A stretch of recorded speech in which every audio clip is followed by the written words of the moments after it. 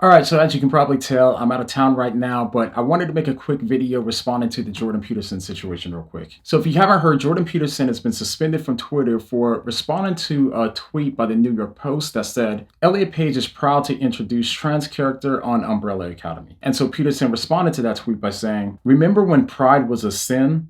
And Ellen Page just had her breast removed by a criminal physician. So his point seems to be that being proud is wrong, and the physicians that perform trans surgeries are criminal for doing so, unless there's more to the context that I'm just not aware of. So after he made that tweet, Twitter then suspended Jordan Peterson for his tweet. Now, I have no idea what rules he violated with that tweet, but nonetheless, he probably isn't going to be able to get back on the platform unless he removes the tweet, which is something that he already told Dave Rubin that he's never going to do. So it looks like this just might be the end of the Jordan Peterson era on Twitter, which in my mind is not really good news. As a Christian, one thing that I do appreciate about Jordan Peterson, who, as far as I know, is not yet a Christian, is how he opened up the dialogue with non-Christians to get them to take the Bible seriously and for them to consider the claims of Christianity in a different and a more positive light. Now, though I'm sure this wasn't his intent, he still found himself in a position to have a unique influence over non-Christians in ways that even some of our most influential Christians of our generation don't seem to be able to. Now, of course, showing people Christianity isn't his job, and it's not the job that he wanted to sign up for. So I'm just speaking from my perspective on this, not his. But anyways, it seems as though he has two options at the moment. He can either give in and take down his tweet and bend his knee to Twitter. By him doing so, he can keep on communicating to those who otherwise wouldn't listen to someone else talk about the Bible and Christianity, and he can also continue to help those on Twitter who find his work helpful. Or he can take a stand on this issue, and he can choose to use his influence in that way, but in doing so, lose all of his future influence on Twitter. Now, you can make a case for either option, which is why I believe that when we find ourselves in positions where we're deciding whether or not we should take a stand or not, I think it becomes more of a question of what's the wisest thing to do. Our instincts probably say to just take a stand on issues that we find personally important, and in a lot of cases, this is true.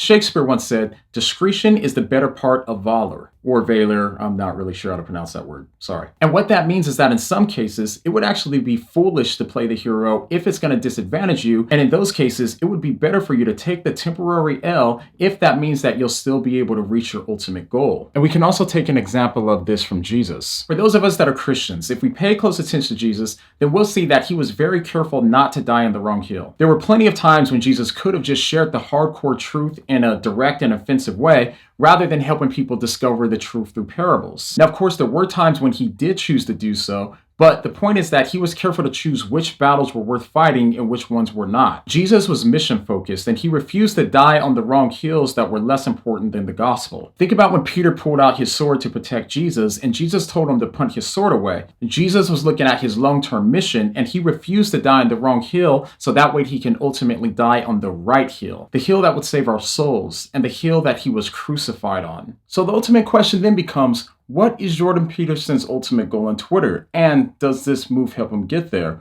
Or maybe taking a stand was his ultimate goal. So with that being said, do you think that Jordan Peterson is making the right decision in choosing to die on this hill or not? Let me know what you think down below. But the next time that you find yourself losing sight of the greater mission, what are you going to say? What do you mean?